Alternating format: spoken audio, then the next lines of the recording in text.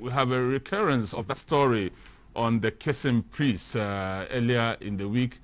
The graphic reported that the kissing priest asked to step aside. I'd have indicated to you already, we will be looking at that story in detail because fortunately when I introduce my guest to you, you understand both of them a female. I'd like to know the female perspective of this very disturbing story which happened earlier in the week. Ghanaian Times, Ghana receives 249,600 doses as gift from UK government under COVAX facility, and that's some good news for those who received the first doses of the AstraZeneca vaccines and have since been waiting for the second dose. Good news is some more have arrived, 249,600, and so very soon, I'm sure, after the FDA gives its approval, many of those persons can go for their second jabs as well. We have not abandoned hospital projects by previous administration, so says the Minister for Health. We'll, if we have time, look at the Project 111 and find some time to look at how governments over the years have tended, so to speak, to neglect projects that were begun by previous regimes. Bust fails to recover 446,845 Ghana cedis debt from BDCs. And this also connects somehow to the Auditor General's report, which we will be dissecting this morning and bringing all the details to you as we break them down with our discussants here this morning. We'll move on to other newspapers in a short while. But of course, 166 specialists to operate on conjoined twins next month. You are aware of the conjoined twins at the Ridge Hospital. Earlier in the week, a very good philanthropist offered to give them some accommodation close to the facility, and we are praying that that surgery comes off successful. All is set for Agenda 111, government to launch commencement of district and regional specialized hospitals on Tuesday. And so this story was carried by the Ghanaian Times on Wednesday earlier this week. But one of the stories we intend to focus on again later this morning has to do with the one that has been captured also on the front page of the Ghanaian Times on Wednesday. 24-hour torrential rain causes havoc in the Upper West region. A major road linking many parts of the region to the regional capital cut off. Major road, and that is a picture of that road. Here at GBC, we brought you drone shots of the damage that has been caused to that road, and it has cut off many parts of the region from the regional capital, and that should tell you the effects it has on the economy even as we speak. AG's report, SNIT recovers $4.15 million from 1.79 million lost through liquidation of 3 companies. Outbreak of Marburg virus in Guinea. Well, we'll look at that as well when we have the time. But of course, the agenda today, we have the 111 hospitals, and then of course we will also find time to look at the torrential rains that have caused havoc in the Upper West region. Earlier in the week also, the Daily Graphic did report redevelopment of Tema motorway, 5 interchanges in the offing. Again, this is a statement attributed to the Minister for Roads and Highways earlier in the week. Tension at Ghana Bauxite Company. You may want to go back and get a copy of the Daily Graphic to read all of these stories. Explore sustainable funding for Free Senior High School. At a press conference earlier this week, this suggestion was made to government. But is it really the case that there is no sustainable source of funding for the Free Senior High School? Maybe we should open that also for discussion, so we all get to know what really is the source of funding for the Free Senior High School even as we speak. Johnson & Johnson vaccines have also arrived, and that's some good news. The rollout has already started somewhere in the Ashanti region. Government rolls out Agenda 111 initiative, and so many of these headlines actually being repetitive. So I will now introduce to you my guest for this morning. Seated to my immediate left, Vera Uredu, a member of the MPP communications team. Many people call her Ms. V. Thank you very much, Ms. V, for accepting our invitation here. Very humble. We are grateful. Nana Edubia-Koranten is a member of the NDC's communications team, and she has also joined us. Nana, thank you so much for always accepting our invitation here as well. We are grateful to you. Thanks for having me. Later on during the show, we will be speaking to Dr. Aniepam Ampem-Dakon. He's the UTAG president of the University of Professional Studies, Accra. He will be speaking to us on the impasse between government and UTAG and where we are now in terms of the arrangements and the discussions they have had with the government so far. Mr. Austin Gamey, of course, is a labor consultant. He will also give us an analysis of the current situation so we can put that conversation in proper perspective. Ladies, I'm so grateful once again that you accepted our invitation here. Straight away, let me start the conversation from the strike point of view. UTAG has suspended its strike. Over the week also, we saw some aggrieved public servants go on demonstration. I'd like us to box the two together, but let's start with the issue of UTAG. And Ms. V, I'll start with you. You speak for the ruling party. Under the regime of the NDC, and I'm referring to the period between 2012 and 2016, we did see doctors go on strike. We saw UTAG itself go on strike a number of times. Nurses put down their tools, and you made a meal out of these strikes, giving Ghanaians hope that when given the opportunity, the NPP government would do so well that the Ghanaian worker would have no excuse whatsoever to go on strike or even to demonstrate. That hasn't materialized, has it? Thank you very much, my good brother. Let me use this opportunity to say good morning to your cherished viewers, and a special good morning to His Excellency Nana Addo Dankwa Akufo-Addo, his Vice President, Dr. Alhaji Mahmoud Bawumia, and then the first female Chief of Staff. And to all other people out there, I say God bless you for tuning in. Yes, I mean, concerning the UTAG strike, I think that first and foremost, I have to recognize the fact that strike is a legitimate action to take. Demonstration is also lawful, and to also add to that, we need to be sincere with ourselves that for challenges, it will always be there. Challenges will always be there, and Ghana is not an exception. But I can assure you that, in fact, from 2012 to 2021, there is a vast difference between the conditions of workers then and now. Between 2012 and 2016, even the book and research allowances for lecturers was an issue. For lecturers and teachers to be promoted was an issue. teachers' recruitment was even an issue in Ghana, coupled with high interest rates. You see, when you take your salary and you have other things draining the salary, it's also a big issue.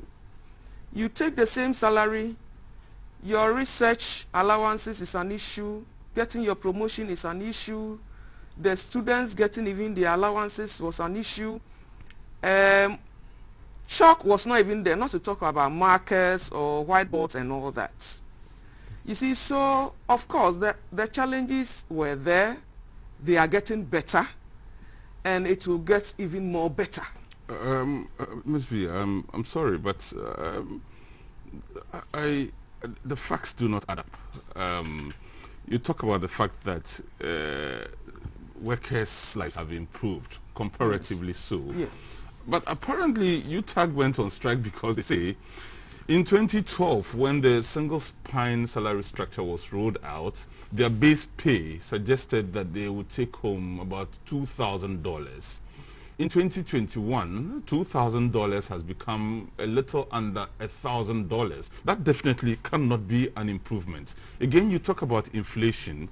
In 2011, under the presidency of Professor John Evans Atta Mills, inflation came down to about 9%, 10%. The NDC government at the time hailed it as a huge success. Your party, which was in opposition at the time, downplayed it and said, this does not reflect in our pockets. How then do you turn that around and say, and make the same argument, an argument that in the past you debunked in the first place? My brother, like I said earlier on, if the conditions that existed between 2012 to 2016 existed now, trust me, they wouldn't have called off the strike now. Beside all that I said earlier, the president and leadership now in Ghana are also very considerate, and they have a listening ear, and they have come to intervene in the issue. You are aware that the issue at court has been dropped, and the vice president came in, and they are calling off the strike because leadership is ready to sit down and see reason with them, and then judge and come halfway. I mean, all over the world, people are struggling, especially with the issue of COVID-19. I know very well that elsewhere, even last year, a lot of workers were laid off. I'm talking about public civil service workers. They were laid off. Others were paid half salary. And I remember somewhere last year, even teachers were at home for about 9 months. Yeah, but yes. But they were paid. Again, Ms. B, I'm I sorry. just want to learn so that it will make sense. Okay. What I'm saying is that they have a legitimate concern. I support their you see, it's about their conditions of service. Everyone needs his conditions to be improved. Do you get me? And the government of the day is ready to see reasons with them. 2012, it was the former president, John Mahama, who sat down and did all this with them. For 4 solid years, he did nothing. And we came in, there were so many issues with the educational sector, so many issues. And you know, I keep saying that, honestly, NPP government is doing so well, but you cannot do every single thing in Ghana in 4 years. We need to be honest with ourselves. We cannot fix every single problem in Ghana. If we say that, then we are not being truthful. If we say that, then we are not being honest. But if the viewers and myself will agree that from 2016 after the election to 2020, with all the challenges all over the world, Ghana has done enormously well. And the government of the day is very humble, is a listening government, is compassionate government, is ready to judge at all times to come halfway. Because it's not easy. Right now, you are aware, my brother, businesses are collapsing, getting revenue is a problem here and there. Beside all that, during COVID, even the health sector, you are aware, the incentives and all that was given, workers were being paid at the same time, but businesses were on ground zero. You see, so I think that they've also realized that, yes, government is ready to make commitment to what they are talking about. Government is ever ready. When they are happy, government is also happy. But with the situations at hand and the strides made so far, they realize that yes, we have to come together and reach a consensus and move the educational sector further forward for the benefit of every Ghanaian. So I salute their leadership. I salute them wherever they are. God bless them for the wonderful decision they've taken. I salute the government of the day, especially led by the president and his vice and all the other people out there. They should continue to judge and come halfway and then build our country and the students. Okay. I think the students are also very grateful. Some of them are having pending exams and other things. Some of them with their research work, thesis and dissertation and all that. So I would say that is fantastic. And together, this is what we need as a country to help and move the country forward. So God bless all the stakeholders. Let's keep this up, and we shall surely get there. We are almost there. We'll get there. All right. Yes. I'll go over to the phone lines shortly, but as part of my job here, I'm supposed to set some records straight. Ms. V, you indicated at a point that last year, during the peak of the COVID, some public sector workers were laid off. No, I'm not saying in Ghana. I'm saying that all over the world, right, some public and civil service workers were laid off all over the world. But Ghana, that never happened. Okay, even in the public sector. I can remember some private institutions in Ghana. They were paying their workers half salary.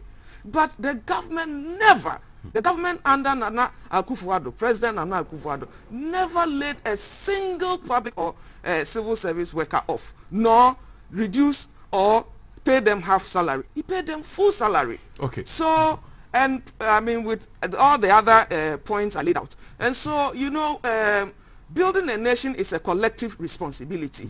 And that is why I'm saying that I am so proud of the leadership of UTAG and then government. And so let's together take that decision, take that route, and I know we'll surely I'll go on the phone line. When I return and bring Nana into the picture, I'll come back to you and still go back to an earlier issue, how less than $1,000 is better than $2,000 in your analysis. But we've been joined on the line by Dr. Ampem Darko. Dr. Ampem Darko is the UTAG president of the University of Professional Studies here in Accra. Doc, we are grateful that you have joined us this morning. Very good morning to you. Good morning to you and all your listeners. All right, Doc, I'm struggling to hear you there, but if you can hear me, I'm just asking how you're doing this morning, Doc. Yes, I can hear you. Great. So, Doc, straight to the point. Where are you now? Are you at work? No. I think we said in the a statement that came out that we are taking steps to suspend the withdrawal of teaching service. And we are doing that. So by 2 p.m. today, we are going to issue a statement. And to that effect. So hopefully from Monday, yes, we will start all right, but doing our normal work.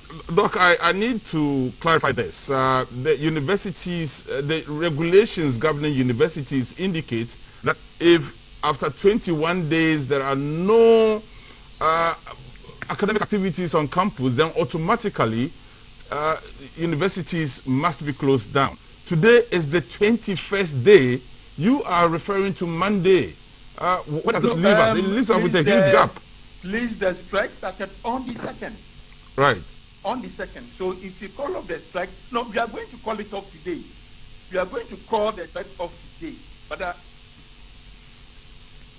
hello. Yes, I can hear you, Professor. Yes, Doc, please go on. We are going to call or suspend the withdrawal of teaching service today. So it's effective today. It's we are suspending it. But then, of course, tomorrow is Saturday, and then Sunday. Only few universities that do any effective business on weekends. So that is why I said that from Monday we are suspending it from today. Good. So you had some grievances. Key among them being that the negotiations that took on, surrounding the single spine salary structure in 2012 has significantly changed in 2021. That was the basis upon which you went on strike. What has changed even as we speak? Yes, that and many others, including the government not taking us serious for 3 solid years. That is from August 2018 to August 2021.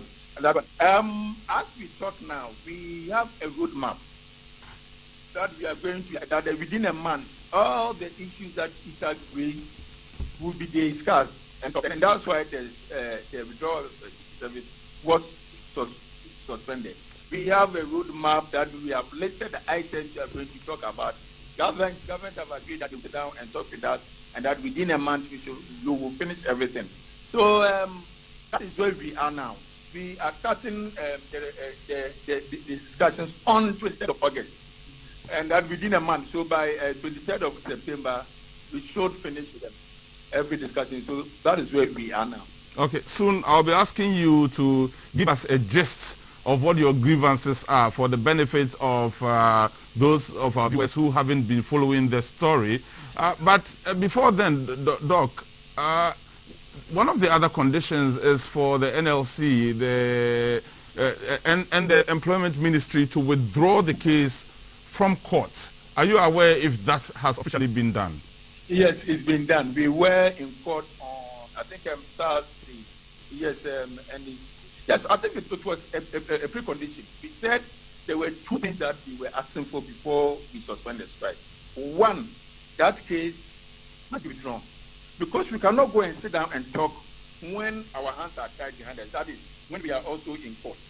So yes, it's been done. 2, we have got a roadmap, and as I said, the things we are going to talk about have been listed, and the duration has also been stated. That is 30 days, right? 30 days, and then the things have been listed. So because these 2 demands were before, we also saw it that yes, it is our children. That's I told them, all of us, we have our children in the universities. They also so if at least government have agreed to these things that we are asking for, why not? We have suspended it. We sit down and talk and see what happens within the next 30 days. Okay, so Doc, if you don't mind, can you itemize for us exactly what your concerns are? What do you want the government to do for you?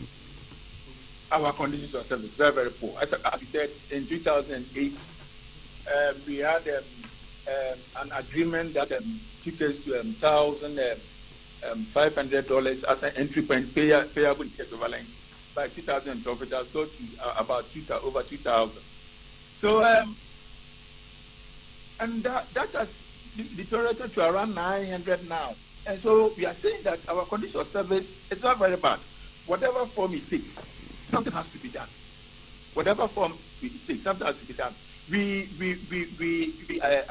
acknowledge the fact that it is a negotiation. You may not get everything that you want, but something has to be done. So that is what we are asking for. So those were our major concerns. And then that lack of respect that was supposed to be given to us. You go there and you come up a meeting, and then even the secretary minister is not aware that a meeting like this is coming and so on. So major conditions of service, we think that if for nothing at all, we should get something that we should get and improve them for conditions of service. Doc, but again, many have asked a very interesting question. Yeah. Timing is everything. From March 2020 till date, we are having to deal with a pandemic that has brought a lot of havoc on the Ghanaian economy, a pandemic that has gotten a lot of persons who work within the private sector laid off, a country that depends on taxes paid by these workers, most of whom have been laid off, is actually reeling on its knees. And yet, at the same time, you are asking for more. Your timing does not appear. Who am I talking to? My name is Moomin. Hello. My name is Moomin. Very good. I'm sure you and I know, but yes, we all know we are in the pandemic period, and it's affected the economy. But I'm sure you and I know very well that some section of workers in this country have got higher increment. Are they not affected by COVID? Or we have first class citizens in this country? No, please. So we should be fair to everybody. If I must say the whole country, everybody is getting the 4% or whatever that is, I'm sure nobody will talk. But some are getting very, very high percentages and so on and so forth. And yet you are telling us that because of COVID, you cannot do it for us. Then it creates a problem. It creates a problem. I'm sure you're referring to Article 71 office holders. I am not mentioning in the group, but I'm sure you are in this country. You know those that have got higher. No, but who are those that UTAG and persons like you in particular are comparing your conditions of service to? You just mentioned it, Doc, and this is a public space. We are not comparing ourselves to anybody. We are comparing ourselves. What we are saying is that as a lecturer, our conditions are very bad. And that's why we've been very careful not to be mentioning any group in this country.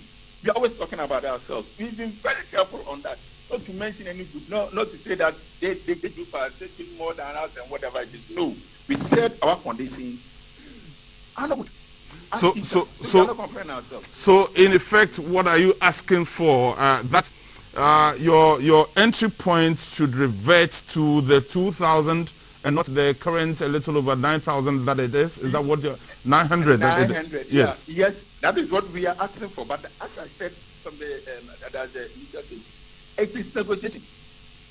Who knows? When we sit down and we judge, it's possible we may even get more than that. It's possible we may get something less than that. Well, let's go. Let's wait for the next 30 days and see what happens. But it is, we have accepted the fact that it is negotiations, and in negotiations, you may not get everything you want, but you even get more than you want. All right. So when we go and sit down, I think we will get you that. Doc, thank you very much, and we hope that you keep your phone on, because we will certainly be getting back to you for more updates on this running story. Thank you so much. Okay. Dr. Ampem Darko is the UTAG president at the University of Professional Studies here in Accra. He has been speaking to us on the issue of the UTAG strike, which he says will officially be suspended later this afternoon, and that the negotiations will start on Monday, and we'll keep giving you updates on this matter. With me in the studio, Vera Wuredu, Ms. V, member, MPP Communications Team. Nana Adubia Kranting is a member of the NDC's Communications Team as well. It's an all-ladies affair. So Nana, you've been listening to the conversation, so you've heard what Ms. V has been telling us, and of course we just also listened to the UTAG president of the UPSA here in Accra. What are your thoughts? Thank you so much, and good morning to everybody. Good morning to viewers. Greetings to the former president, our leader, John Dramani Mahama, wherever he is this morning on his thank you tour. We pray that God protects him, because we know security isn't that good these days. We pray that God himself will guide and protect him. Give him wisdom. With UTAG's issue, my sister was saying that we negotiated. But what they are trying to say is it has changed. It's changed from 2012 till now. Oh, is that not what they are saying? Mm-hmm. So if you are still, you see, something that baffles me, especially around this time, is the fact that anytime something goes wrong in this country, they refer it back to the NDC. Why was the NDC voted out of power?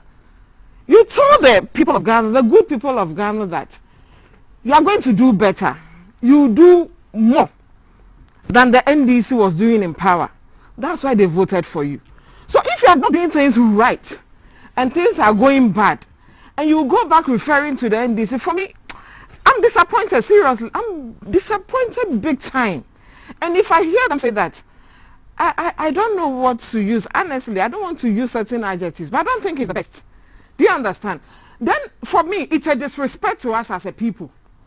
after 5 years being in office, you can go back and tell me that because the former administration did this or did not do this, that's why we are also doing this, or we feel we are doing better. Did people call you to come and do worse? See, or were you voted into power to come and do worse? I'm sorry to interrupt you there, but based on your the same argument you're making, even as late as 2016, NDC officials were still talking about things that the Kufuor regime did, which affected governance even in 2016. And it's a crime, so to speak, that both parties have been committing. Honestly, for me, we're told affordable housing didn't work because Kufuor's government didn't do it. Oh, but we completed it. Well, but you have made an argument, and I'm just saying I understand where you are coming from. It's made by both of you. Even if we made those arguments, yes, we completed Kufuor's housing project. We said it was bad, but we completed it, and it was handed over. You can go back, check Senate, that those projects were given to Senate. Okay, so and Senate completed those projects and gave it back to Ghanaians. It's not for NDC. It's not an NDC project. Do you understand?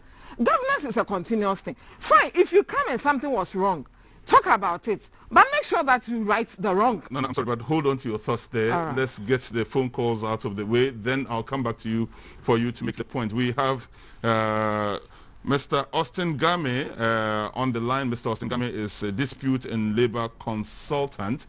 Thank you so very much, sir, for accepting to speak to us here on GBC News. First of all, today would have marked the 21st day since UTAG embarked on a strike, and that would have meant that universities would have closed down.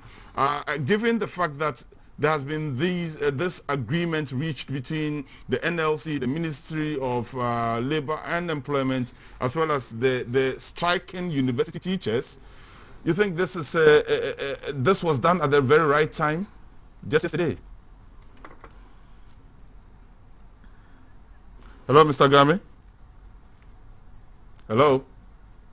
Okay, I think we have issues on the line there. Please, let's work the lines to get Mr. Austin Gamey on so we can have his views on the UTAG strike. And, of course, let's not forget that some aggrieved workers also went on demonstration.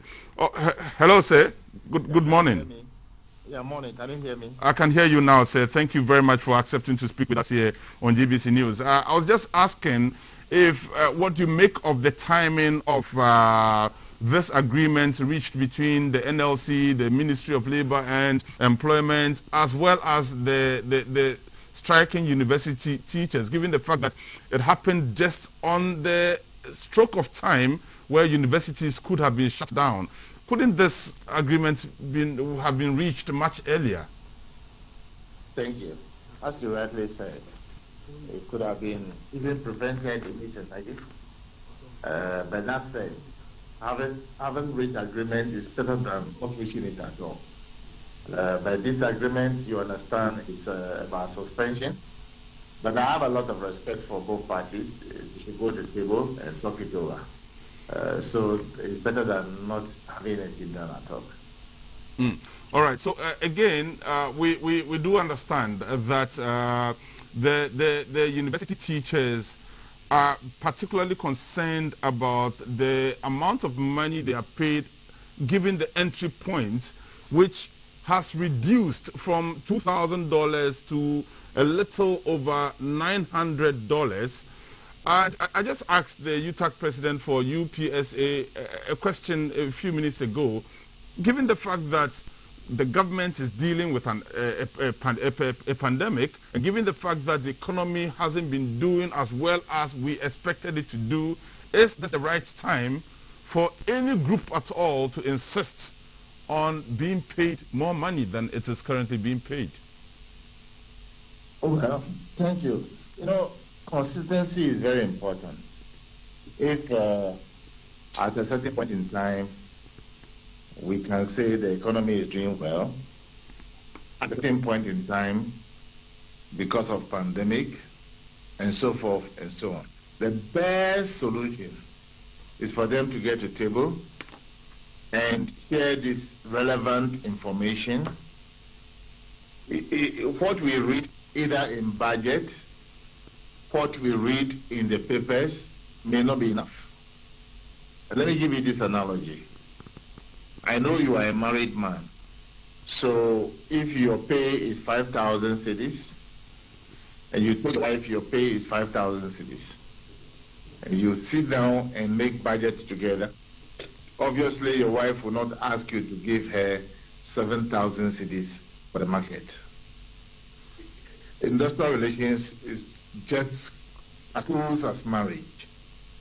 So it is for employers to make sure that they share that relevant information even as the law demands, so that people will not be asking unduly.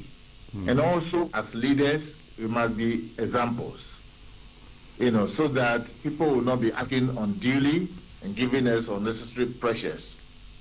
But this is something that could have been resolved long time, and the two parties have the capacity to be able to do it. Again, we find earlier in the week, Mr. GAMEY, and I'm sure you are aware that other public workers, public service workers, also took to the streets to demonstrate against the fact that they have had only 4% increase in their salaries, and they openly made comparisons to Article 71 office holders who have had a lot more than 4%. Indeed, even in 2022, public sector workers are told that the increment they would receive would just be about 7%. Making these comparisons has gotten many of these workers really, really angry. Should the Article 71 public office holders and their emoluments have been made public, especially at this time, given the fact that the discrepancy is just so high? Well, to be honest with you, whatever they will be paid is not from individuals' pocket. It's from the state office. So it has to be known. Number two, you see, we have not managed things the way it should be managed. I'm saying so because, and I know that it is very easy for Ghanaians to make reference to yesterday. I'm not interested in talking about yesterday. Yesterday is gone. We are in another day. We have a single spine. A spine is one spine. You, my friend there, you have one spine. Those of you in the studio, they have one spine. Ghana is in its entirety a one spine. So we have one single spine. All the branches must hook onto that spine. Otherwise, it's simply a spine. So we have, if the past is not done well, or they started something, if I have opportunity today, I will hook everybody onto the single spine. And those who are at the upper echelon, depending upon the character and nature of the job they do, they can be given a lot more, but on the same single spine. So you can see visibly the difference between this and that. Then you know what to do. But now we have Article 71, which was right yesterday. Today, if I have opportunity, I will not keep anybody on a certain separate Article 71. Article 71 people will be identified, but they will be on the same single spine. That's all. That's the solution. And on Monday, we are told that government, as well as the striking teachers, will sit to have a discussion. What do you expect will be the outcome of these discussions? Whatever they have on paper is a proposal. Whatever the employer called government has is a proposal. Whatever UTAG has is a proposal.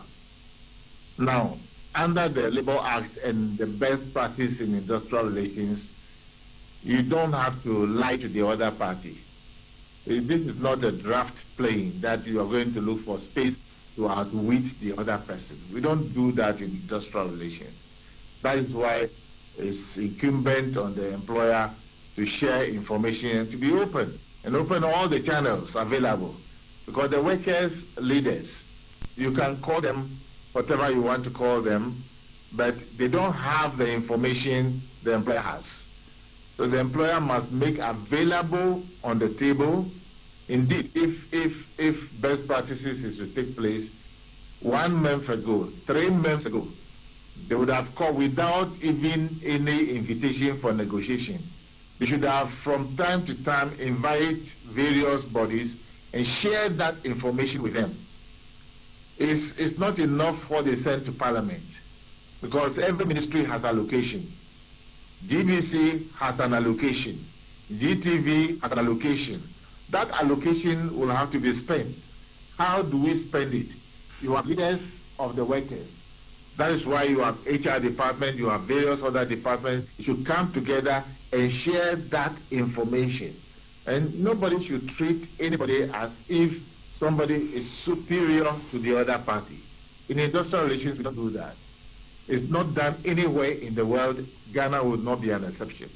But you should share information and then make sure that you don't say, well, I know I will pay 15,000, but I want to start with 2,000, or I want to pay 15,000, but I'll start with 1,000.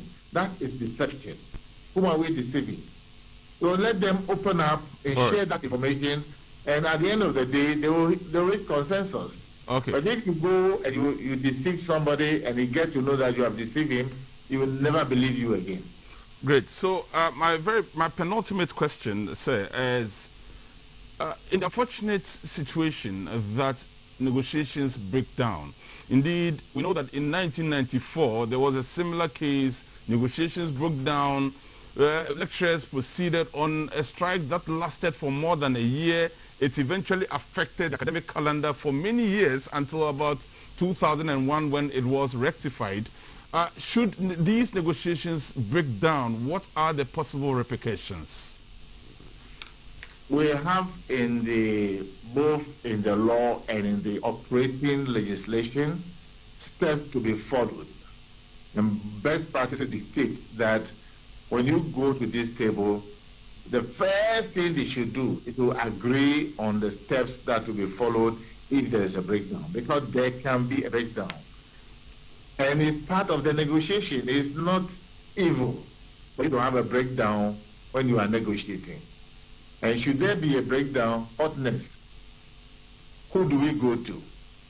Do they now, or both parties, have confidence in the National Labour Commission? Should the National Labour Commission itself be sitting, or a mediator or a facilitator should be found under Section 153 of the Labour Act? Somebody who can facilitate the next phase of the negotiation, to guide them through the muddy waters, because they themselves were negotiating and they were unable to reach agreement. So the probability of not reaching agreement cannot be ruled out. That's why we have created space for a third party impartial to assist both parties, and that third party impartial ultimately will enable them to reach an agreement. And it may not be sweetened in the mouth of both parties, but it's an agreement, and they will have to live with it, because that's what the law says. It's binding on both of them. But if they want to take to their own ways by the employer saying, well, I will not give it to you, damn the consequences, or UTAG says, I will not take what you do, I'm going to go on strike, both of them are in error. All right, so you just answered my final question even without me asking, and so we'll leave the conversation here for now. So we are very grateful to you. Mr. Austin GAMEY is a dispute and labor consultant. He's been speaking to us on the UTAG strike, which has been suspended, and try to do an analysis for us as to the possible scenarios that could play out. Thank you so much, sir, for speaking to us. Back in the studio, Vera Wuredu, Ms. B, member MPP Communications Team, Nana Adubia Krantin, member NDC Communications Team. So Nana, before we went on the phone line, you were on the floor. You were expressing a disappointment in the fact that the ruling party, the MPP, keeps referring to the NDC when things are going wrong. Yes, my brother. Because if you are asking for the good people of Ghana to vote for you, it means that wherever you think or you see problems, issues, challenges, I'm sure you should have a blueprint towards those areas. Because if I said, maybe in 2016, I will give you free water, it means that I know what to do to be able to give Ghanaians free water. But if you come back and you want to refer because the previous government did not do this, did not do that, I'm not able to give you free water, that's why I'm not able to give everybody, then it's as if you took us for granted. Do you understand me? Or you just wanted a vote, so you came on the back of that. And you took power. And now you want to blame everything.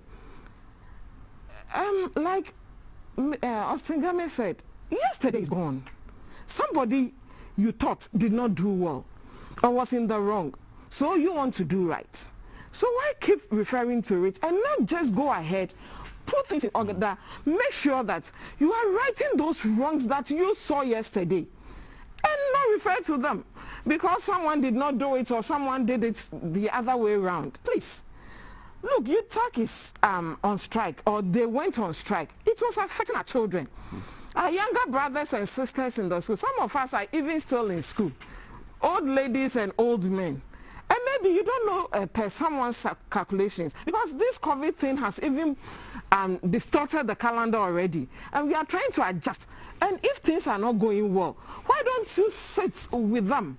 Because for me, it's about talking, understanding each other, manage this thing well. But we always want to blame someone when something is going wrong. And the arbiter, who is the Labour Commission, also, I don't know, has become an arm of government. Instead of you sitting the two down or trying to talk to Labour, what's the name, UTAG, you decided to go to court and put an injunction on their strike. And by going to court, that makes them an arm of the government? Oh, no, they've really not handled issues well. Do you understand? If you're an arbiter, no matter what it will take you have to make sure that there is peace. At least both parties should be at peace with each other, should come to a consensus, should come to an agreement that, okay, we should do this or not that. But all you think is to make the other person angry. Do they, when you brought the injunction, did they listen to you? No, it did not work. So what happened? It's the same government who had now come back to talk to them. Okay, come back, let's talk. These people are complaining of you not respecting them. They schedule a meeting, you will not come. You come and you are telling them that you did not know this meeting was even scheduled. Or you bring them people who will not even understand their needs. It's as if you don't take them serious. But whatever it is, today, you are even talking, our president is even talking of free tertiary. If you are not able to pay teachers, how do you do that free? If you cannot pay the people who are going to teach these free children or this free whatever, how do you even do that? So sometimes we should stop thinking about the next elections and think about the nation. Put in the best that we can. Let the people feel that we came for them. We voted for people that at least our lives will be different. If yesterday was different, today should also be different. It shouldn't be same, or it shouldn't be going back and forth on the same issues and things. So this issue of somebody was not giving a chalk and all that, we came here giving chalk.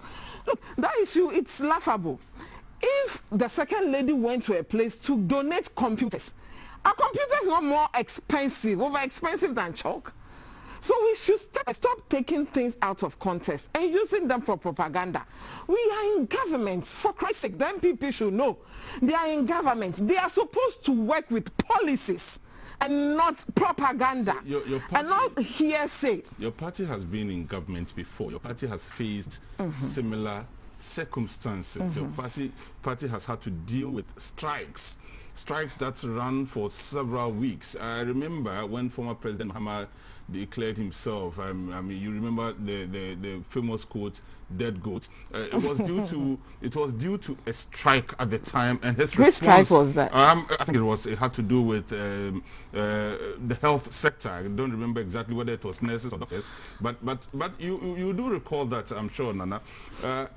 What I'm trying to put across is that this is not new, and it still amazes me that as politicians, you can't come together to agree that this is a problem and that both of you must have a way of dealing with it. But it's as though anytime it hits your opponent, then you are happy and you make a meal out of it, and vice versa. And that's exactly what I believe you are doing now.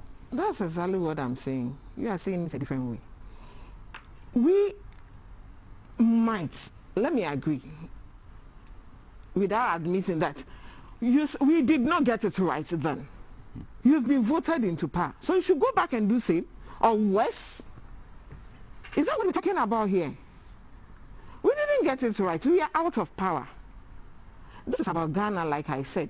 I don't believe in maybe it's because ABC. Because if you want to look at the promises on which this government came to power, and they are doing this, that's why I said I'm disappointed. Okay. Because you promised Ghanaians heaven on earth.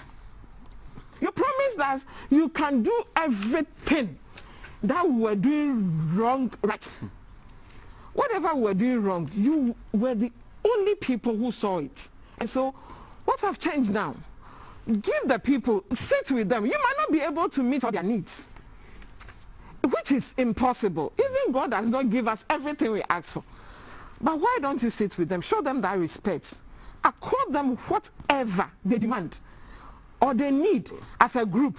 Because whatever it is, their education, the life wire of education depends on this association or group. Okay. So if you want to fight them because you think you have the court on your side, you have maybe associations or commissions or whatever on your side, then we are doing the country harm more than good. All right. So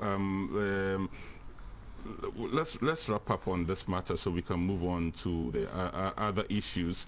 So now, Nana, the UTAG, NLC, the ministry, they have agreed to meet on Monday. That should be some exciting news for you. Oh, for me it's good. Yes. It's good. But you see, suspension is not outright, should I put the word denial? Like, it's just they're suspending it. Maybe Monday they will go back to class. The meeting on Monday will determine whether they are going back. Because they said it. I saw a piece that I read yesterday that they are going to make the country ungovernable if they sit and they see that some of these things are not being resolved or they are not interested in meeting them. At least, like I said, we can't meet everything. They should also understand that you can't get everything like 100%. At least they should they should come to an agreement that we can give you this, maybe little by little. You see, when they are referring to the Article 71 holders, they have every right. What stops the government? We are talking of COVID, there is no money, we've been, the whole world, we are suffering and all that. So what stopped the Article 1 holders this time around? Okay, we're also sacrificing this. This is what we can do as Article 1 holders or as appointees. 71. 71 holders. This is what we are going to do so that we all help this nation, build this nation together. We are going to forfeit this time around so that we can all come together as Ghanaians. But if you are taking and you are telling me that you don't have for me, you think I will understand? Okay. We are all human beings. Let's wrap up so at least if they also show by leadership, they show by example, I'm sure that others will also understand them. Because everybody is seeing the effects of the COVID.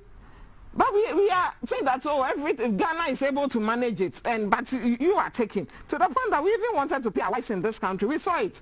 If Ghanaians had not gotten up and fought that thing, we would have been paying our wives by now. But you can't pay. You don't want us to introduce public. That topic. No, I'm saying because if you want to, I'm saying that. So it means that we have as much to even pay them. So we should be able to pay people who are sacrificing to make this country also work. To ask a follow-up question. I beg you, so that at least thank you very much. They should make sure that Monday's meeting is not going to be like those ones. Okay. They should sit with them, listen to them, whatever they want to do for them. They should tell them. They should manage this thing well, because this the management of this thing is very bad. It's not going well. All right, we have to wrap up on this one. I'll give you 1 minute. And I've been calling you Miss V all this while. Lady Vera. Yes, dear. You see that I'm responding I'm responding. Forgive me, I Miss V is a musician. So Lady Vera, 1 minute you may want to react, and then we'll move on to some other issues. My brother, if you don't know or you don't recall where you were, you will never appreciate where you are. You see, I personally don't make reference for reference sake, because there's an adage in Ghana that we have short memory by the former President Mahama. And so every opportunity I get, I will not let Ghanaians that adage to take place. We will remind them where we were, and then they will appreciate where we are. Because in the educational sector, recruitment was frozen. That is the reference. Now, it's no more. Now, we've recruited, and as I speak to you today, IT officers are being recruited into the educational sector. As I speak to you, prior to His Excellency Nana Addo coming into power, the research allowances of the lecturers and teachers were not being paid. We came paid, not just paid, we increased it by 200%. And it's being paid to date. Are you getting me? Yes. As I speak to you, the professional allowances for teaching staff, and even went further to add a continuous professional development support. That is 600 Ghana, and 1,002 is being paid up to now. Are you getting me? The Ghana National Research Fund bill is currently in Parliament by the able leadership of His Excellency Nana Addo. The restoration of allowances and all that were not there. And that's why I always want to remind Ghanaians of where we were to appreciate where we are now. All right. And so that is where the reference point is coming from. And quickly, she made an allusion that former President Kufuor's housing project was done. It was not. Please, for the record, let's not deceive our viewers. It was not. And if we delve into the other issues of Agenda 111, I will lay everything bare for our viewers to appreciate. Between NDC and MPP, the people, the government, the party, they can trust. Okay. The government, that is a listening government, a compassionate government, between the two, whom they must put their trust and rely on. So we all know. So please, we need to always remind ourselves of where we are, and so that we can appreciate where we are now and where we are heading to. Lady Vera, thank you very much. Let's move on to the other issue now, and we'll talk about the kissing priest. That's how the media has framed him in since that story broke. And the Anglican priest seen in a viral video allegedly kissing some female students of the St. Monica's College of Education in Mampong in the Ashanti region has been temporarily relieved of his duties as the chaplain of the college. Yesterday, Reverend Father Balthazar Obin Labi was directed by management of the college to step aside to facilitate investigations into the matter by the Anglican Church of Ghana. The principal of the college, Reverend Father Dr. Otri Crunchy, told the Daily Graphic that it would not be ideal for the chaplain to be at post while investigations were underway. And so, and we all know that story. Nana, I'll start this one with you. So when you saw, and I'm sure you saw the video, when you first saw the video, how did it strike you? Unfortunately, I'm not the type who is able to watch certain things, because I don't know how to put it, but when I started watching, I stopped. At least I've read so much about it. It's so much unfortunate. Did he resign or he's been sacked? Is that what they are saying? Well, he's been asked to step aside so investigations can begin. You see the problem we have as Ghanaians? We always want to worship people who are higher than us. For me, I respect my pastors or the priests a lot, because at least they are the reps of God here. So that is how we see them. As soon as those people do anything wrong, it's very difficult to even talk about it. But now I even thank God that we are even able to come out to talk about such things publicly. Those days, they would just call this thing like a matter, if I should put it that way. Maybe the school will just take it upon themselves, decide to cover it up. But unfortunately, this thing is out. I'm sure it's not only in Ghana, it's outside the whole world. And people have seen it, people have read it. My issue with this, an Anglican priest, isn't it? It's not even a Catholic that will say that they don't marry. So you don't have issues with maybe meeting women. If you are not married as a priest, why don't you get a wife? Or if you are married, nobody stops you. We Africans, you can marry as much as you want. If your color refuses you marrying, why don't you remove it? Get whatever. Maybe he wants variety. Do you understand? But if we say he should step aside, for me, this man should be in the dogs by now. No, he should be prosecuted. Well, not step aside for investigations. So shouldn't we wait for the outcome of the investigation? What outcome again? At least we have videos. We've not had videos of maybe him sleeping with them. But what shows that he's not doing that? So the investigations... The investigations will prove or bring those things out. But he should be prosecuted. He should be maybe in court by now before we start. For what crime exactly? For what he did is not right. Is it right? I'm supposed to do him as a priest. You are even a lawyer. So for you, even the standard is even high. You are a priest. And then you are a lawyer. So you should know better. Do you understand? So for him, that standard is even his standard is even high, because why should you even? I don't know whether he asked the people to video or somebody was videoing in secret. You're judging him based on morality or based on legality. Yes. And so you cannot jail somebody based on morality. So that's why I'm asking you, what is the exact crime that this man has committed? Don't bring up the issue of morality. I'm looking at the issue of legality. You've made a moral argument, but what's the legal argument? The legal, is he supposed to do that? Maybe I am not good when it comes to that. Is he supposed to be kissing those people or those children under him? Is he supposed to be doing that? Legally, is it good for him to be kissing the school children? Others have come up with an interesting version that the Bible talks about a holy kiss, and so this could have been a way of expressing that holy kiss, and that this kiss may not have had anything amorous or sexual about it. Are you sure? And that's not my view. That's not your view. Yeah, my view is that, if you want my view, Nana, is that in an era where we have COVID-19 and you and I sitting here, that's why I was even coming to the nose masks. You are talking, you are struggling. Yes. You don't even know what. To kiss about 5 or 6 girls and then kiss the next person, it's just exposing them. That's where I come from. That was huge irresponsibility on his part. And so, didn't someone slap the French president that he was not wearing nose masks? That's true. And he was greeting. He was slapped by, let me say, a common man in comments. Do you understand? He was slapped just because he was not wearing a nose mask. And look at what this man is doing. And so we cannot prosecute him. That man was taken to court. But his lawyer told him what the president did was wrong, or what he was doing then was wrong. So he felt that he should correct him. And the guy was set free. So as a priest, as a lawyer, in this era of COVID, you had the guts to be kissing girls, and I don't know whether he knew he was being videoed. I don't think he knew. He didn't know. He was happy. Yes. People some of the students were cheering him up. So I don't know how he's manipulated them even to that point. You know, some of these people just brainwash people, especially kids like that, to that point that they don't even see anything wrong with what he was doing.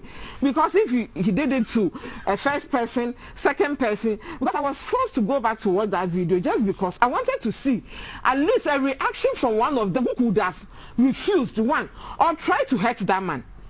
Do you understand? But did you see that one of the ladies, at least one of them, she didn't want to do it. She didn't want to do it. She was virtually forced to give in. Because I'm sure if one of them slapped him, she would have been what to the maybe a disciplinary committee or something that she's hurt the man or slapped the man or something. I was expecting what I said. So you see, I think our children, I think parents, I think the schools should take this thing up seriously. Our girls, even the boys, because now sodomy and all those things are going on. We should really educate our children. Because I saw a movie, it was a movie though, but some of these things, it's because they are happening. That's why we are seeing them. A lady who employed a young guy in the office just because she wanted the guy as a sex mate. Do you understand? She did not employ the guy because the guy was qualified. She wanted the guy as a sex mate. So some of these things should be taught to our children. The school should take it up. Our churches, the mosques, ourselves as parents.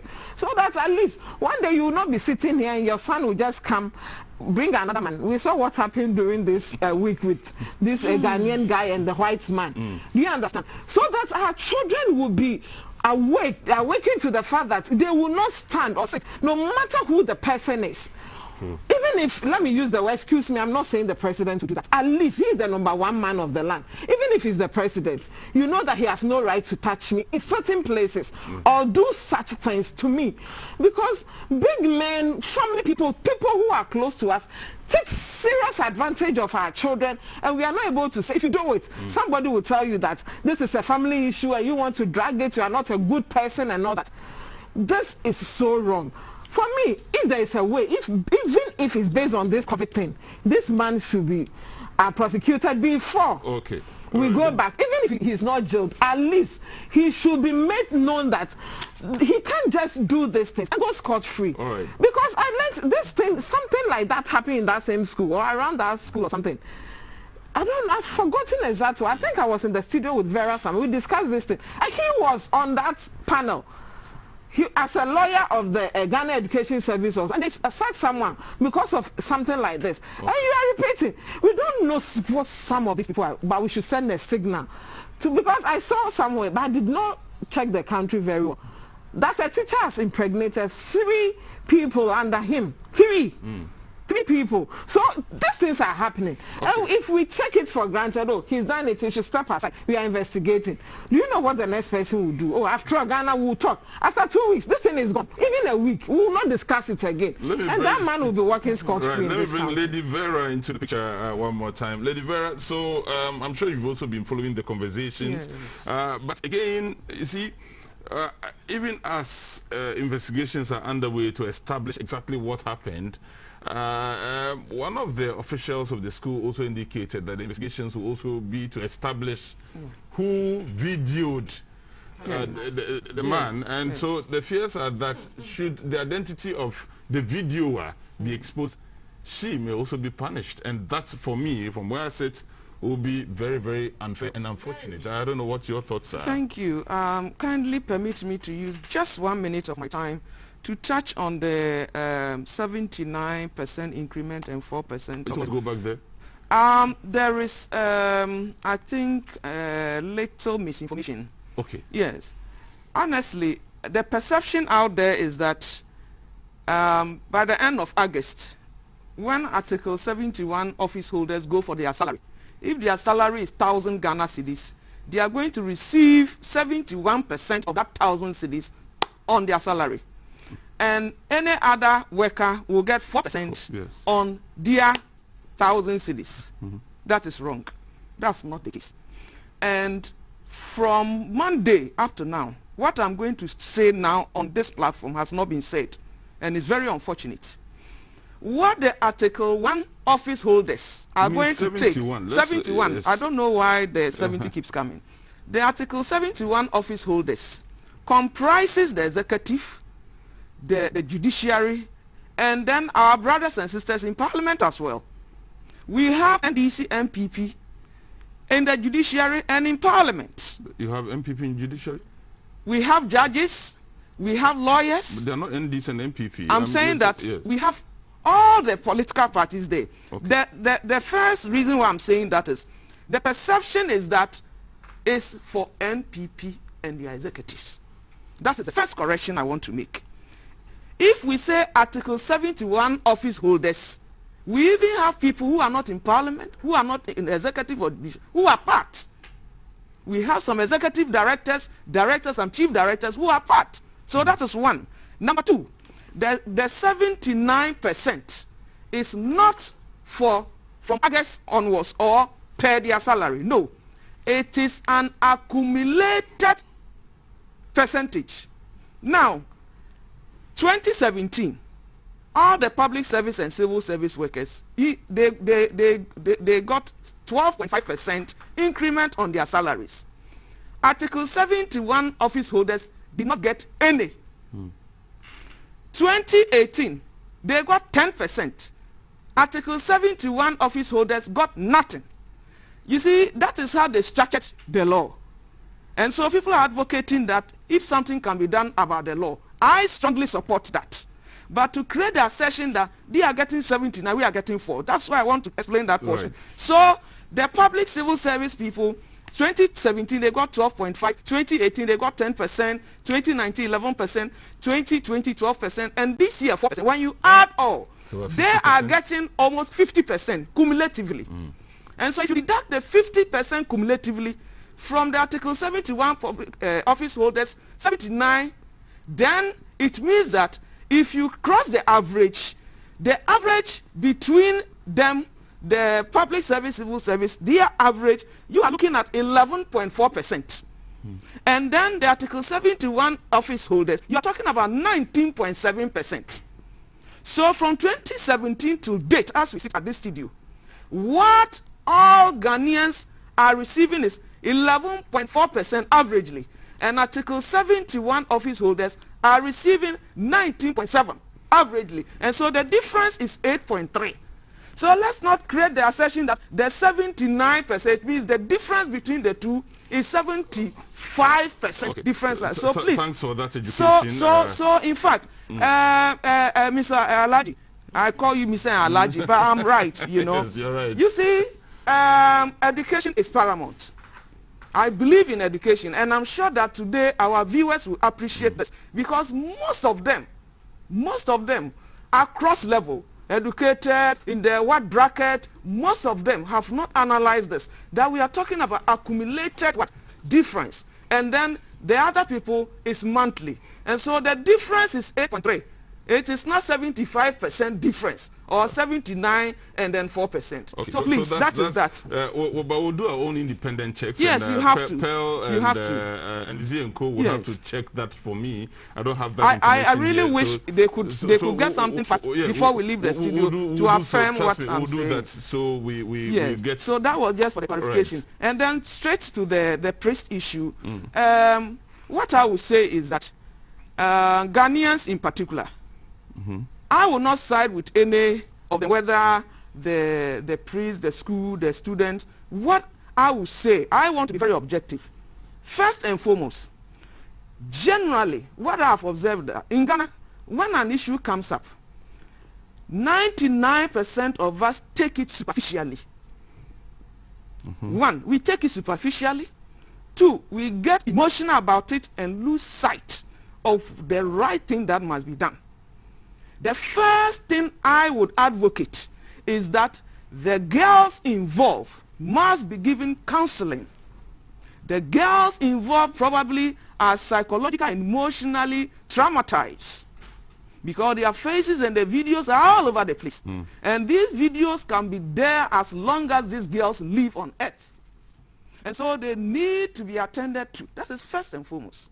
Number two, the investigations must go on. You must not jump the gun. You can't prosecute people when you don't have any facts. You just don't prosecute people for prosecution's sake. That's why sometimes people are saying, Ghanaians, some people are corrupt, prosecute them. We are not in the military era where you just see something and just go and take the person and imprison the person. It's not done. Please, it's not done. They need to investigate. You know, when I first saw it, I thought it was dramatization. You know, in our schools, they have days for worships, especially with our Christian, you know, schools, whether private or public. So I realized that they were having their usual worship time. And so initially, that was the perception that maybe they are having a role play drama. These things happen. But then the COVID thing, I was like, is this an old video? Because Ghana, we like fake things. So we like fake videos. Sometimes 30 years ago video. So that was the second thing I was looking at. Is it an old video, a drama, a role play? And then it was like, no, it's not so. And so looking at the stature of the priest involved. He's not just a priest. He's an administrator. He's a lawyer by profession. He's a member of their disciplinary board or committee. Yes. And so he's not an ordinary individual. And so you as a lawyer, you need to also have your facts to deal with him. And so I will plead with the authorities to do a thorough investigation without fear or favor whatsoever, because the students' welfare is very paramount. And also to let viewers understand that the students were not SHS students. They were not SHS students. And so let's not create the assertion that they are kids. It doesn't make it right. But looking at the atmosphere and all that, they must even go beyond the 3 girls he kissed. For all you know, there are others that he doesn't kiss, but he touches certain areas. Or that thing has become a norm, or probably they are not comfortable with things of that nature. And so the investigation is very, very important. And the girls involved must be attended to. The one who took the video, I think legally it's not wrong if they try to know who took the video. And also, as part of the investigation, bring her in. There are certain things, probably the one who videoed the thing has seen things beyond kissing, and so video the thing to leak it. What if the agenda is to punish the person who took the video? Because had the video not come out, the school would not have had, they would not have been. We will be following closely, my dear. We will be following closely. So if they have any intention of victimizing whoever took the video, then they should be aware that we are saying that we are watching closely. But I will say from where I said that if they bring her in to help with the investigation, to bring up more information, then I agree. Because probably she may even know more. For all you know, she has even been a victim of something worse than kissing. And she could open that up. She could be the key to the Pandora box. And so I would say there's nothing wrong with it, but it is about how they will go about the issue. So the investigation, we will be following keenly. They should try and do it. And at the end of the day, whatever comes out, they should inform the public. We are very interested. Okay. Yes, we are very interested. All right, we'll move to the other issue, which has to do with Agenda 111. But quickly, in respect of the clarification you sought to make, the accumulated. Yes, so one of my very good colleagues says we intercepted a letter earlier this year, which is a report detailing the approved salary adjustments for Article 71 office holders, and this was from 2017 to 2021 under President Nana Akufo-Addo's presidency. There were no adjustments between this time, and so the lady is right. This is an accumulated percentage and not just a one-off percentage. It, however, still remains that the Article 71 office holders have always had a better increment than other public service officers. So yes, you are so right. I even indicated the last bit that the difference between the two is 8.3. Yes, so yes, the writer is also right, because the difference is 8.3. It's not 79 and 4. Thank you very much, John Yeboah, for helping me to get that out of the way. I'm very grateful to you. Now let's look at Agenda 111 Hospital Project takes off. Trade Community First beneficiary, and this story captured by the Daily Graphic on Wednesday by Kojo Bafodonko. It says the much touted Agenda 111 to construct district hospitals and some referral medical facilities across the country has taken off simultaneously at 88 sites. The president, Nana Addo Akufo-Addo, yesterday cut the sword for the construction of the Twima Kwanwoma District Hospital at Trede in the Ashanti region to signify the start of the projects. Agenda 111 proposes the construction of 101 district hospitals in districts without hospitals, 2 psychiatric hospitals for the middle, and I'm just looking for that story. It says it continues on page 3. Okay, the Southern Belt, 7 regional hospitals, and the rehabilitation of the Accra Psychiatric Hospital. The Ashanti region is expected to benefit from 15 out of the 88 district hospitals under construction, and the story goes on and on. But we are told that this the construction will help in job creation, aside from improving the health care of the people. The construction of the 88 district hospitals would also provide jobs for about 250 domestic contractors. The facilities would also be maintained by domestic facility management professionals as part of the government's policy of developing domestic capability in the building and construction sectors of the economy, the president said. So, good news, Agenda 111. But we've seen many shortcuts, yet we've seen very few tips cuts, if you get my analogy. Should we be excited about this? Another shortcutting? Are we going to see the tip cutting also very soon? Oh, tape cutting has been done more than the short cutting.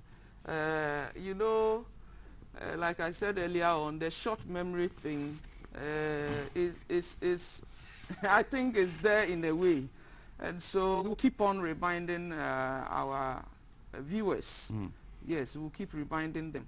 You see, with the health infrastructure, the Agenda 111 currently is one of the biggest health infrastructure in the history of Ghana. 111. No single president, one president, single-handedly, has been able to even initiate such infrastructure thing. And then I'm even surprised as an individual, because you see, His Excellency Nana Addo had 2 big challenges. One, infrastructure that was left behind by former President Kufuor. When he came, it was still hanging. Like I keep saying, you need to know where you are coming from to appreciate where we are now. His Excellency Nana Addo and NPP government have been in power for 4 years. If you even take COVID last year from it, 3 years, it's not even up to 4 years, productively. And you have former President Kufuor's, projects and other health infrastructure hanging and abandoned for 8 solid years. His Excellency Nana Addo had to do all that infrastructure. Infrastructure left behind by former and the late President Atta Mills. And then the ones that former President Mahama attempted. So all these things huge were there. It will be helpful if just, if not just talking about infrastructure, if you can give us the evidence, point to some the concrete things you are referring to. So which ones are you referring to? That can help in the discourse. But I will give you the names of some of the those that were abandoned. Some of the ones some of the ones that were abandoned. I will mention them to you briefly. So let me make sense of what I'm telling you now. So the projects that were left by President Kufuor, for 8 solid years, they were not done. When you talk about the Wa Hospital, when you talk about the Tepa Hospital, when you talk about the Sewa Hospital, when you talk about the Konongo Hospital, when you talk about the Salaga Hospital, they were all left. We are not talking about completed and not finished. They were not done. His Excellency Nana Addo came. He's completed these hospitals, not just completed them, furnished them. They are in use. There's the tapes that I was telling you. That we've got more tapes. But Ghanaians, like former President Mama said, we have short memory. We don't have. But we need to constantly remind ourselves. Besides that, we have also revamped all the existing polyclinics. And the 10 that was initiated in the central region, they've completely been done. 5 in Greater Accra. So in a nutshell, what I'm saying is that what was left by former President Kufuor, in 4 years, take COVID 1 year out. COVID is still there, but last year it was crazy. Take it out.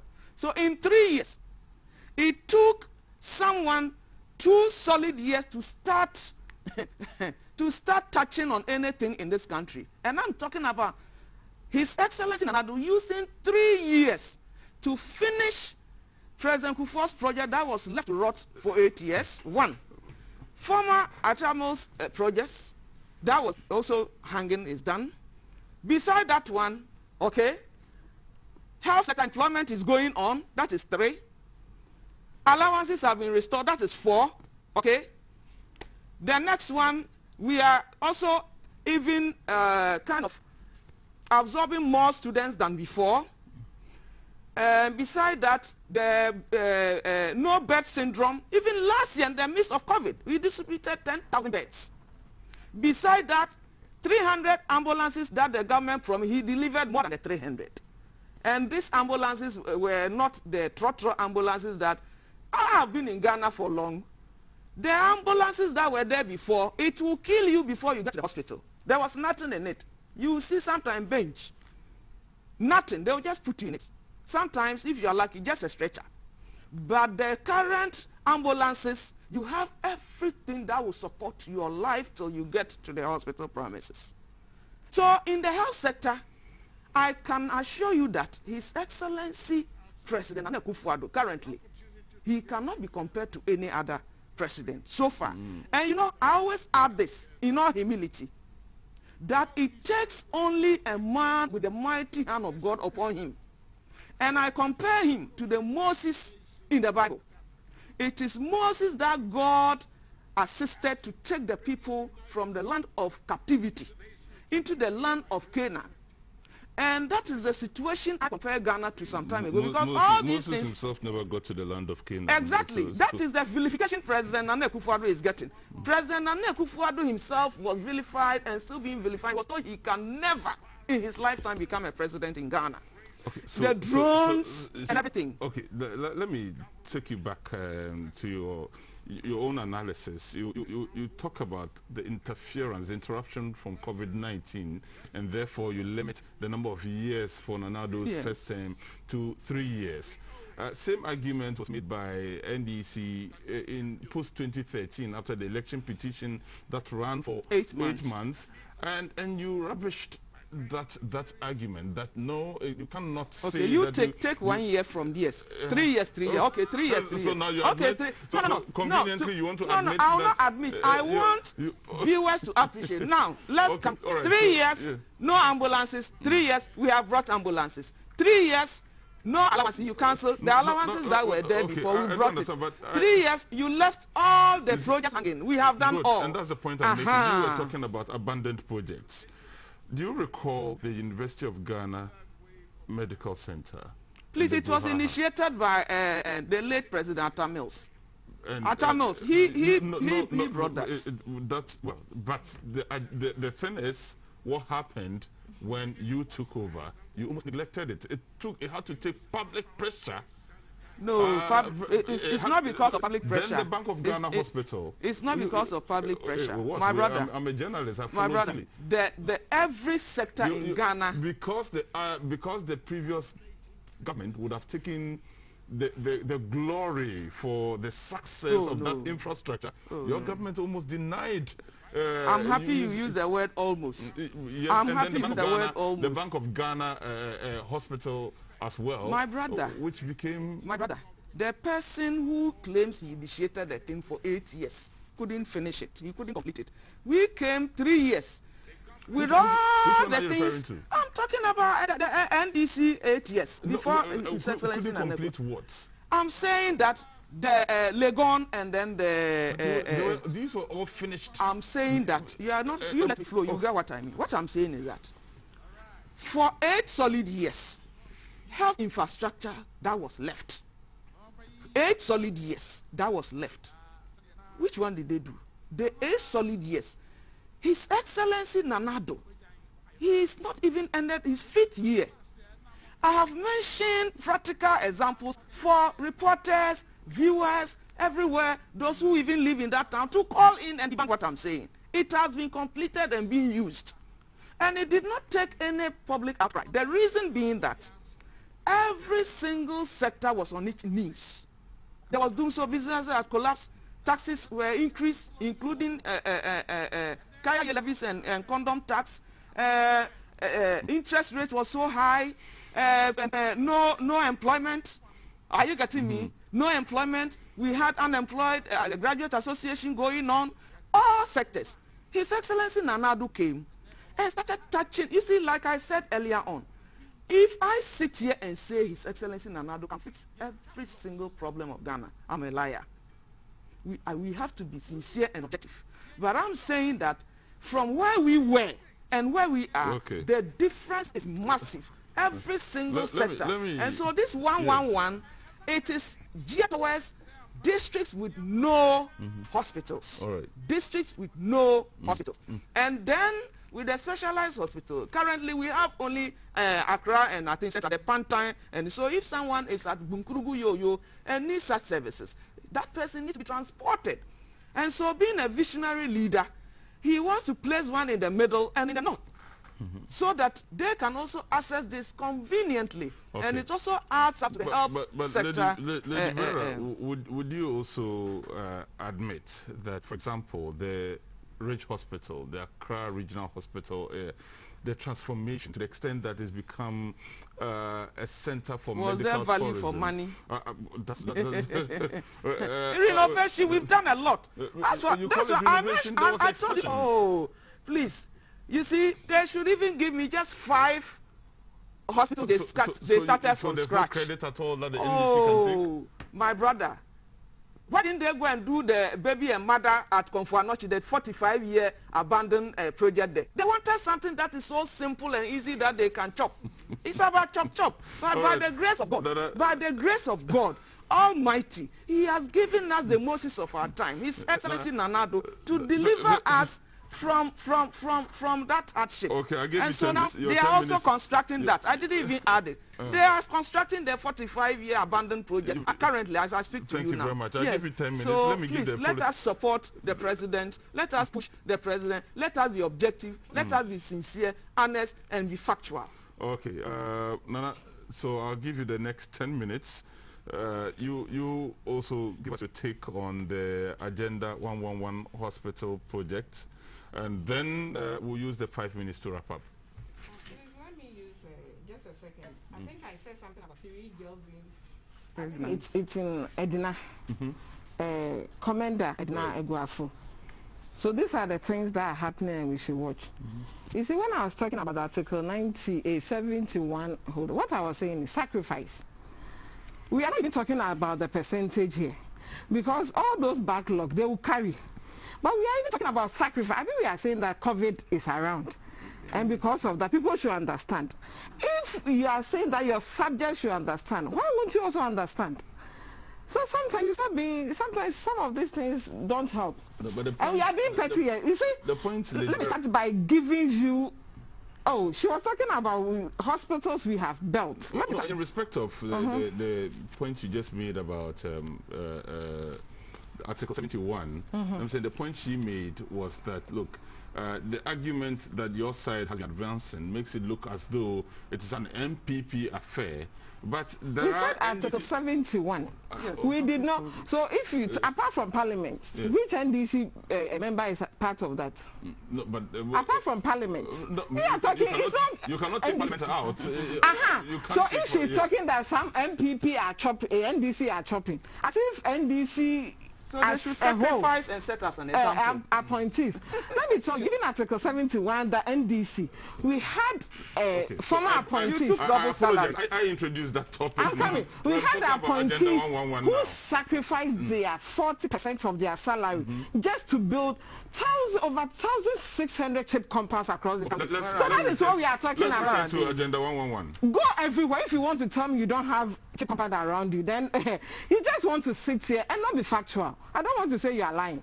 Let's go to Agenda 111. Agenda 111, she said that we should give the hospitals we have built.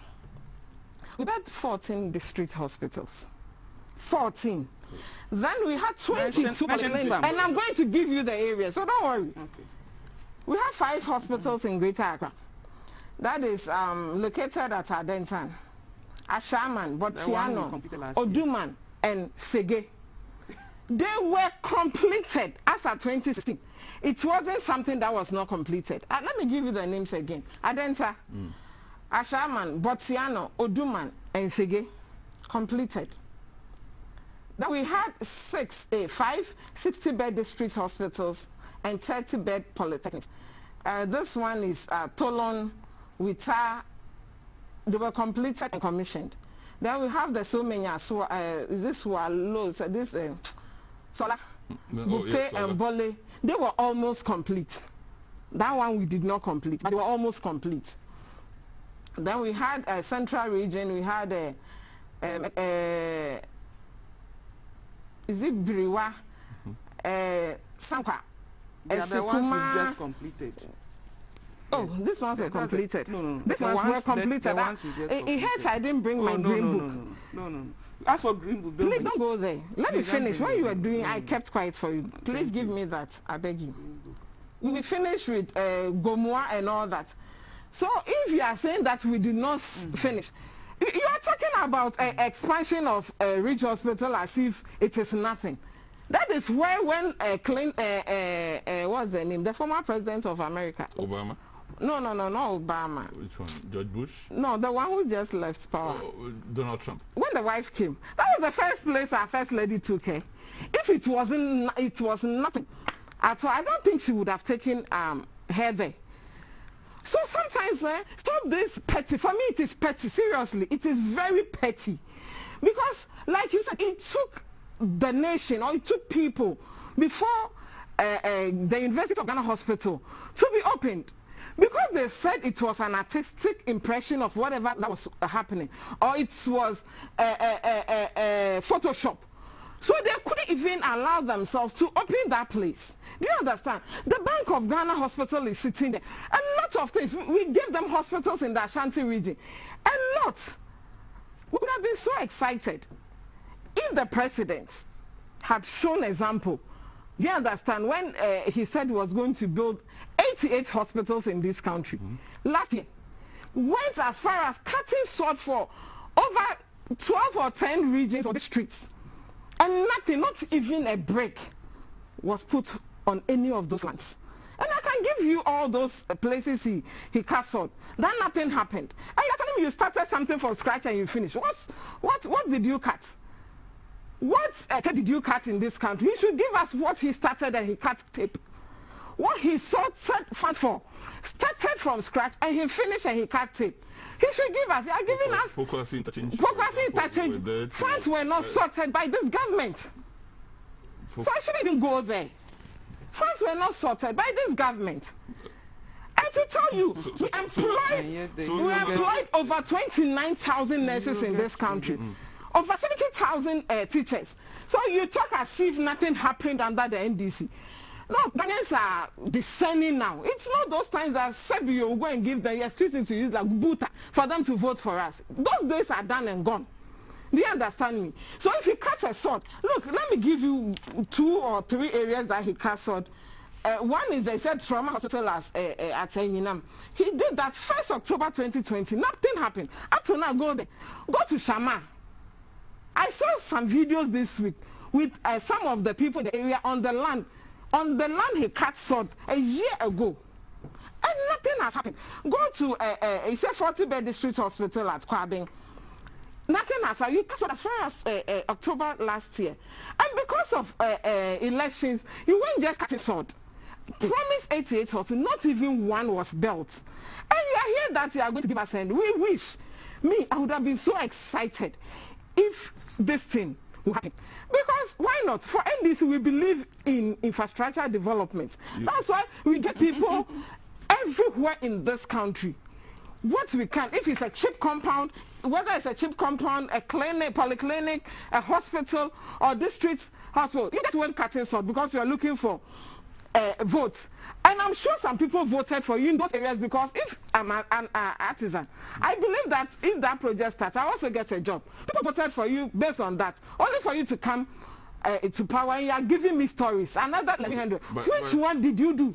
No, but these ones are I'm coming on, where he cut the sword. There's an abandoned any project that he's not done. So why don't you go finish all those abandoned projects? Try the place he cut this sort. Yeah, which project has been abandoned? A hospital project. Well, again, please, you're a journalist. This independently, we can't verify. Do that. But we can because we have that from our executives in that region. So please do. And I think it will help us as Ghanaians. So all those abandoned projects, the ones you said are photoshops, and because of that you are not able to open them. Why don't you go back? Because we are not paying them with NDC or MPP money. It's Ghanaians taxpayer who is paying for those things. So go back. Finish those projects. They are for us Ghanaians. It's a continuous process. So in the you absence, came to meet us. Assuming what you tell us is true, that there is a project that hasn't been completed, yet this one being started, and this project is an entirely different project from whichever hospital would have been built to a certain level at Trede. Shouldn't this be good news for us? Because these are specialized hospitals to respond to any possible pandemic in the future. So those ones can't be finished and used for same. So I'm saying, in the absence of that, you think this is not necessary? It is. That's what I'm saying. That for us, NDC, we could have been so excited if the president can do that. Because like I said, you promised us something. Cut salt, going as far as cutting salt. And the excuses we are hearing is there's litigation on land, there was no money and blah, blah, blah. And even the money, where you're going to take this money, is coming from an investment the former president made. You vilified him, insulted him, gave him all the tax that you could, all the slogans. By the end of it, that is where you are going to take that same money. Good, it's for Ghana. But if only we can finish it and start it. That is a problem, because like they say in Ghana, if a naked person will tells you, I'll give you clothing, you ask yourself how? Because if he has one, he will first use it or make sure that he's not naked. Okay. How come you're naked and you give me that same thing to wear? So please, the president, we're tired of his talk. Honestly, it's this president that has made me realize that talk is cheap, really. Okay. Because he talks plenty. As for slogans, they are so best. They are good at it. They will give you the most beautiful slogan. No. By the end of it, there's nothing to show. Do you know that even this 111? Yes. There is a logo for it. Somebody must chop from that one. A logo. You think that logo is coming for free? It is not coming for free. And if we are going to build for something we have not started, you are making so much noise. Thank you, Nana. What are the ones somebody has finished and you are telling the person that it's not happening? Nana, allow me. What is that? You have made your point. Thank you. Oh, I wasn't done. We don't have all the time in the world, Nana. Thank you very much. But let's listen to what some of our viewers are saying. And forgive me if you find any errors in the reading, because I'm reading them just as they come in. There's little time to edit. Good afternoon. Point of correction. The Central Gonja District Hospital at Bupe was started in 2018 and was completed this year. It is never an NDC project. Next time you add your name, okay. Again, some of these pronouncements here, we would have to independently check. We don't have the facts right now. Please, Abdul, the MPP woman should kindly show us where the Salaga hospital that was started by J.A. Kufuor and was neglected by the NDC is located. I think the person feeding her that information on her WhatsApp is just exposing her to public ridicule. Again, you two did not add your name. This one says moments. Wow, okay. Nanado, so very many. I beg, take your time and type so I can read without having to pause to correct the grammar sometimes there. It is not true that Nanado cut sword for the construction of Shamar District Hospital. It never happened at La General Hospital, which was pulled down. It never got reconstructed. Now the place is a football field. He promised 88 hospitals last year. We never saw a single one. And it's those that have started now. This one again says, please tell the MPP communicator that she should stop comparing what they have done. Oh God, please, Pearl, forgive me, but today people are not taking their time to type, and so it's giving me a challenge reading the messages.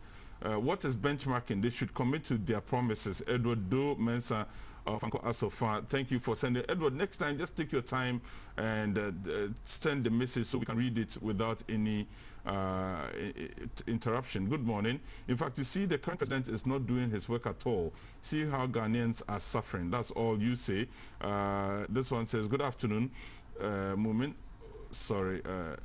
Could ask the NDC woman to show me one of the MPP projects that they finished after Kufuor's time.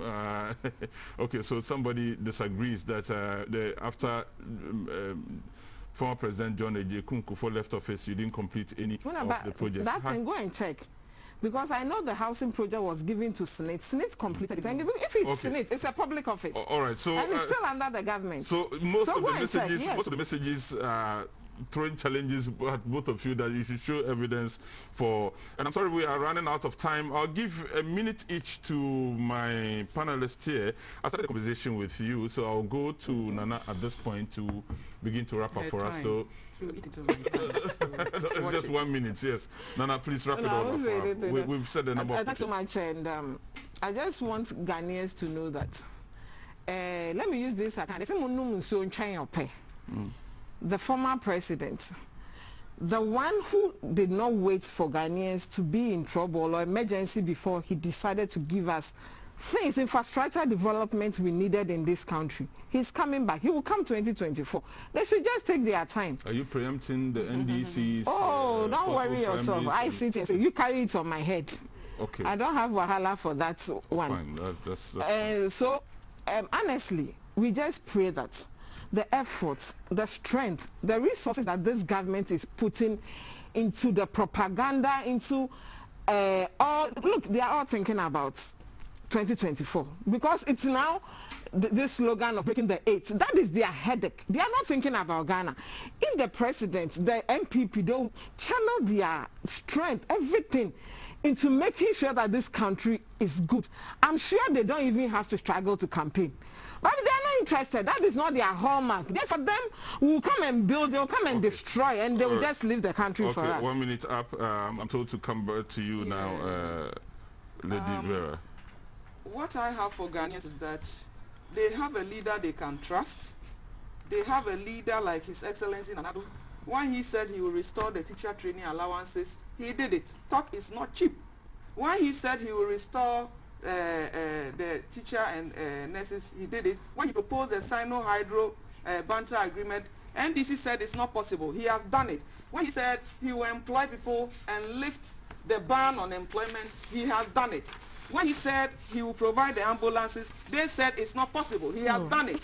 When he said he's bringing the drones, dear National Women Organizer said they are going to use the drones to take pictures of naked women. We have done it. All right, NAPCO, we have done it. Unfortunately, so we have we've run done out all of time. That, and Ghanaians must trust the government and support this government. Thank you very much for being a part of the show. I'm so sorry we've run out of time and we have to go off. I've been sitting in for Abdurrahman Sani. With me in the studio, Vera Wuredu, Lady Vera, a member MPP Communications Team, Nana Adubia, member NDC Communications Team. Show was produced by Pearl, Thelma, and Lizzie with support from the entire crew. We are very grateful to all of you. Thank you very much. We'll see you again.